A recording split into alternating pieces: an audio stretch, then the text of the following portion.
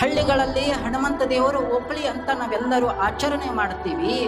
ಓಕಳಿ ಎಷ್ಟು ಅದ್ಭುತವಾದ ಪಾಠವನ್ನ ನಮಗೆಲ್ಲರಿಗೂ ಕಲಿಸಿಕೊಡುತ್ತೆ ನೋಡಿ. ಓಕಳಿ ಆಚರಣೆ ಮಾಡುವಾಗ ನಾವು ಏನು ಮಾಡ್ತೀವಿ ಅಂದ್ರೆ, ಒಂದು ಎತ್ತರವಾದ ಕಂಬ ಇರುತ್ತೆ.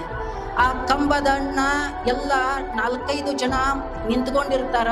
ರಾಡಿ ಕೆಸರು ರಾಡಿ ಇರುತ್ತೆ ಮಧ್ಯದಲ್ಲಿ. ಒಬ್ಬ ಹತ್ತಿರ್ತಾನ, 4 ಜನ ಕಾಲು ಎಳಿತಿರ್ತಾರ. ಒಬ್ಬ ಹತ್ತವ, 4 ಜನ ಕಾಲೆಳೆ. ಅವರು ಅಷ್ಟ ಅಲ್ಲ, ಮೊದಲು ನಿಂತ ನೀರು ಗೊಚ್ಚವರು. ಆ ವ್ಯಕ್ತಿ ಮ್ಯಾಲ ಹತ್ತಿದಂತ ತಿಳ್ಕೋರಿ.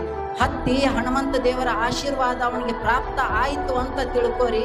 ಯಾವ ಜನ ಅವನ ಕಾಲಿ ಎಳಿತಿದ್ರಲ್ಲ, ಅದೇ ಜನ ಅವನನ್ನ ಹೊತ್ತು ಊರೆಲ್ಲ ಮೆರೆಸ್ತಾರೆ. ಈ ಹಬ್ಬ ನಮ್ಮ ಬದುಕಿಗೆ ಪಾಠವನ್ನ ಕಲಿಸಿಕೊಡುತ್ತದೆ.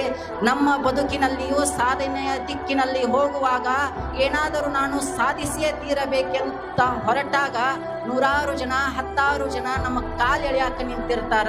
ಯಾರು ಆ ಕಾಲು ಎಳೆಯುವವರ ಮಧ್ಯೆ ಹತ್ತಿ ನಿಲ್ಲುತ್ತಾನೆಯೋ, ಸಾಧನೆಯ ಶಿಖರವನ್ನ ತಲುಪುತ್ತಾನೆಯೋ, ಅವನನ್ನ ಯಾರು ಕಾಲು ಎಳಿತಿದ್ರಲ್ಲ ಅವರೇ ಹೂವಿನ ಹಾರಗಳನ್ನ ಹಾಕಿ ಸನ್ಮಾನಿಸುತ್ತಾರೆ. ಅದನ್ನ ನಾವು ಅರಿಯಬೇಕು.